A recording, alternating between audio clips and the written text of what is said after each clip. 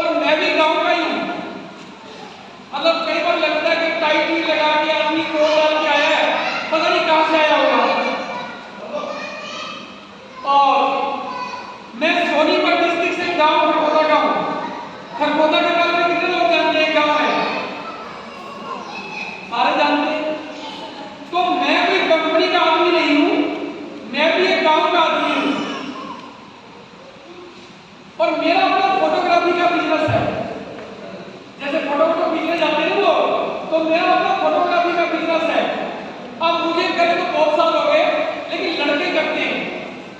अगर आप खरगोदा में कभी जाओगे तो मेरी दुकान खरगोदा में है। आजकल मैं सोनीपत रहता हूँ 10-11 साल से, बच्चों की पढ़ाई के चक्कर में। और अगर आप पहले का पूछोगे कि मेरी बैकग्राउंड क्या है, तो मैं मैट्रिक पास हूँ। मैट्रिक पास समझते हो? 10वीं पास बहुत मुश्किल से।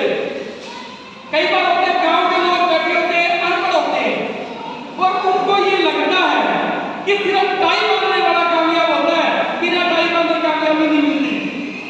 तो ये टाई तो आप मजबूरी में लगा रखी है कि भाई टाई दिखानी पड़ती है। तो मैं भी खरगोदा गांव का हूं, 10वीं पास हूं। 10वीं पास को लोग अनपढ़ बोलते हैं। आज अगर 10वीं पास कहीं पे नौकरी लेने जाए तो मेरे को लगता है उसको 5,000 रुपए से ज्यादा मिलेंगे। क्यों भाई साहब? अगर 10वीं पास आदमी नौकरी लेने जाएगा तो 5,000 रुपए से ज्यादा मिलेंगे नहीं उसको। और मैंने 10वीं बड़ी मुश्किल से पास की है, क्योंकि हमारे पास पैसे ही नहीं थे। क्योंकि मेरे पिताजी बचपन में एक्सपायर हो गए थे। हमारे घर में एक ही कमाने वाला था, और वो थे मेरे पिताजी। ये बच्चों को एक तो बात कर दो थोड़ी देर, 10 मिनट। इनके मजा झूले चल रहे नीचे। तो मैं आपको बता रहा था कि 10वीं के बाद पढ़ने का तो दिल था, पढ़ने का तो दिल था, लेकिन घर में पैसे नहीं थे, इसीलिए पढ़ाई नहीं की।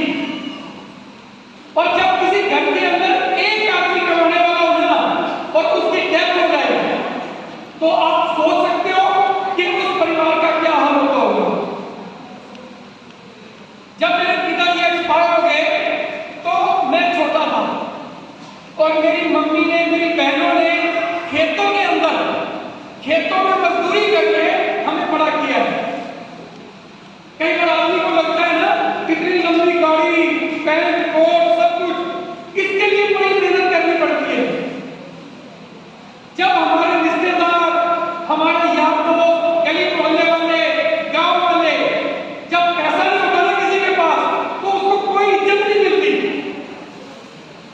जिसके पास पैसा नहीं है उसका जीना बहुत मुश्किल है दोस्तों। और आज तो मेरी इतनी सारी बहनें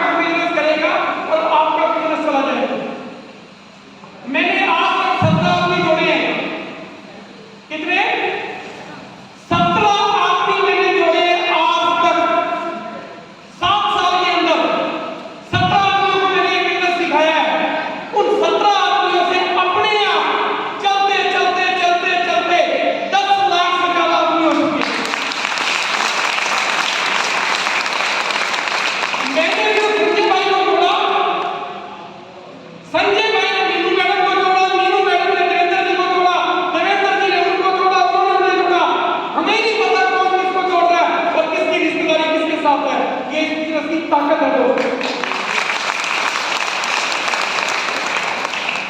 और आपको एक चीज का और उदाहरण देता हूं मैं आजकल, अगर कोई ये कहता है ना कि मैं इसको जोड़ूं, मेरे को तो कोई जानता ही नहीं, मेरी तो कोई बात ही नहीं मानता, आप सोच के देखो इंडिया वालों ने चांद के ऊपर भी पानी ढूंढ लिया है।